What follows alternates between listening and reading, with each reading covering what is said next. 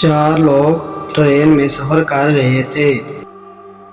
Train खूबसूरत पहाड़ों और बगान से गुजर रही थी। जैसे ही ट्रेन एक टनल से गुजरती है तो काफी अंधेरा हो जाता है और कुछ भी नजर नहीं आता। जब ट्रेन सुरंग से बाहर आती है तो नेसी का रोज गायब हो जाता है। वो साथ बैठे हुए लोगों से उसके बारे में दरियाफ्त करती है। जो काफी पी रहा है, एडम सो रहा है और गैरी अखबार पढ़ रहा है। नेसी सोचती है इनमें से चोर कौन हो सकता है।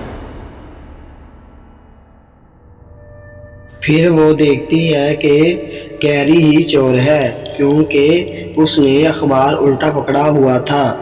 जब ट्रेन सुरंग से गुजर रही थी तो अखबार सीधा था, तो चोर गैरी ही हुआ।